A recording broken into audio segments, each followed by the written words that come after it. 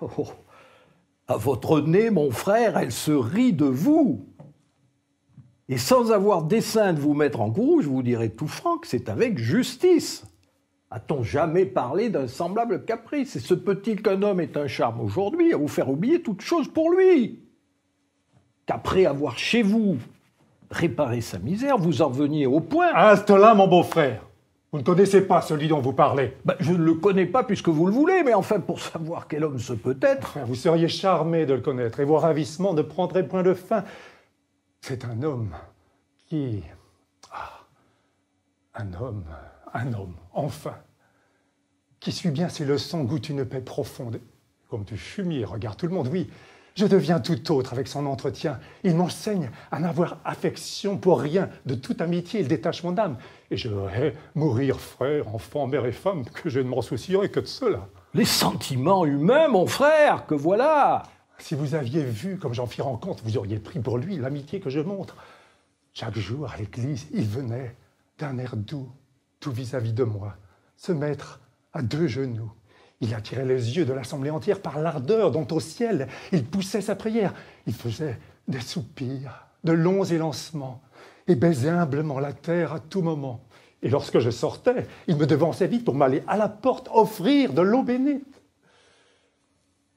Instruit par son garçon, qui dans tout l'imitait, de son indigence et de ce qu'il était, je lui faisais des dons, mais avec modestie. Il me voulait toujours rendre une partie. C'est trop, me disait-il, c'est trop de la moitié. Je ne mérite pas de vous faire pitié. Quand je refusais de le voir reprendre aux pauvres à mes yeux, il allait le répandre. Enfin, chez moi, le ciel me le fit retirer. Et depuis lors, tout semble y prospérer. Je vois qu'il reprend tout. Et jusqu'à ma femme même, il prend, pour mon honneur, un intérêt extrême. Il m'avertit des gens qui lui fiont les yeux doux. Et plus que moi 6 fois, il s'en montre jaloux. Mais vous ne croiriez point jusqu'où monte son zèle. Il s'impute à pécher. La moindre bagatelle, un rien presque, suffit pour le scandaliser. Jusque-là, qu'il s'en vint l'autre jour accusé d'avoir pris une puce en faisant sa prière et de l'avoir tué avec trop de colère. Parbleu, mais vous êtes fou, mon frère, que je crois. Avec de tels discours, vous moquez-vous de moi? Et que prétendez-vous que tout ce badinage? Mon frère, votre discours sont le libertinage. Vous en êtes un peu dans votre âme entichée. Et comme je vous l'ai plus de 10 fois prêché, vous vous attirez quelques méchantes affaires. Voilà de vos pareils le discours ordinaire. Ils veulent que chacun soit aveugle comme eux. C'est être libertin que d'avoir de bons yeux. Et qui n'adore pas de veines si magrées n'a ni respect ni loi pour les choses sacrées. Allez, tous vos discours ne me font point de peur. Je sais comme je parle, et le ciel voit mon cœur. De tous vos façonniers, on n'est point les esclaves. Il est de faux dévots ainsi que de faux braves, et comme on ne voit pas qu'où l'honneur les conduit, les vrais braves soient ceux qui font beaucoup de bruit, les bons et vrais dévots qu'on doit suivre à la trace ne sont pas ceux aussi qui font tant de grimaces. Et quoi, vous ne ferez nulle distinction entre l'hypocrisie et la dévotion? Voulez-vous les traiter d'un semblable langage et rendre même honneur au masque qu'au visage? Égaler l'artifice à la sincérité? Confondre l'apparence avec la vérité? Estimer le fantôme autant que la personne? Et la fausse monnaie à l'égal de la bonne? Les hommes, la plupart, sont étrangement faits. Dans la juste nature, on ne les voit jamais. La raison a pour eux des bornes trop petites. En chaque caractère, il passe ses limites. Et la plus noble chose, il la gâte souvent. À la vouloir outrer et pousser trop avant. Que cela vous soit dit en passant, mon beau-frère. Oui, vous êtes sans doute un docteur Conrevert. Tout le savoir du monde est en vous retiré. Vous êtes le seul sage, le seul éclairé, un oracle, un Caton dans le siècle où nous sommes. Et près de vous, ce sont des sots, tous les hommes.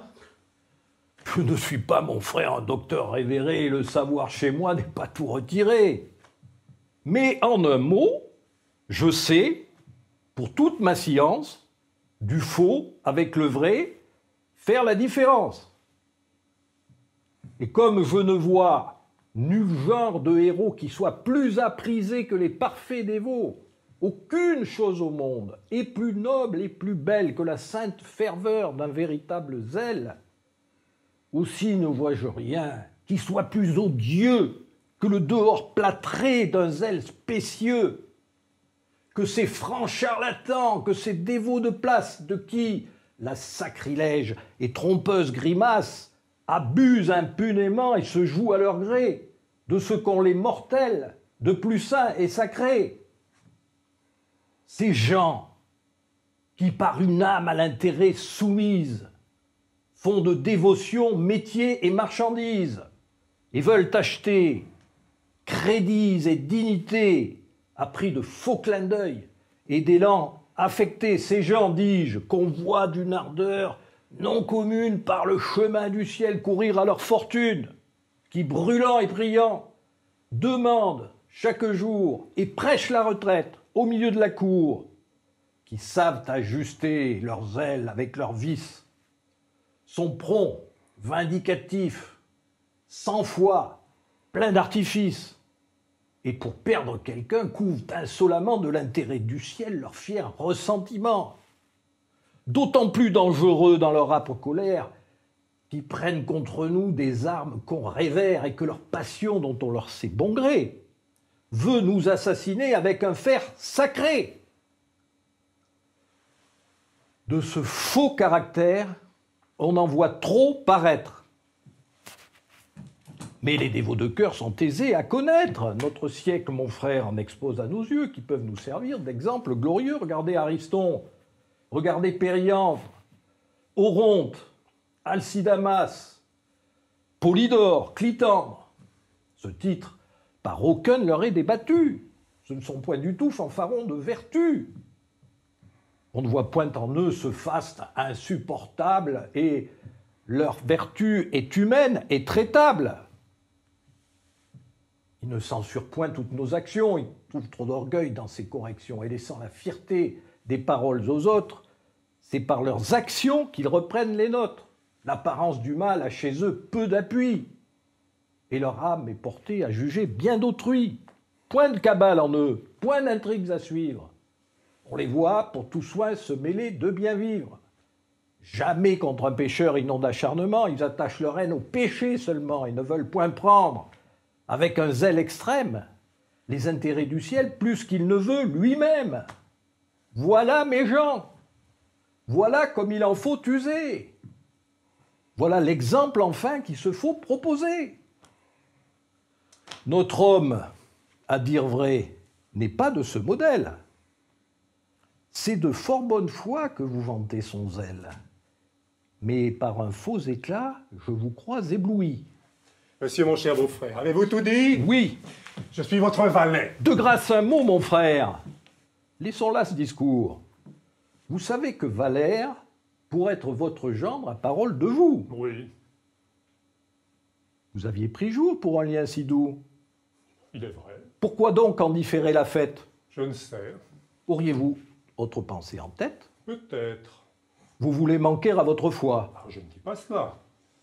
Nul obstacle, je crois, ne vous peut empêcher de tenir vos promesses.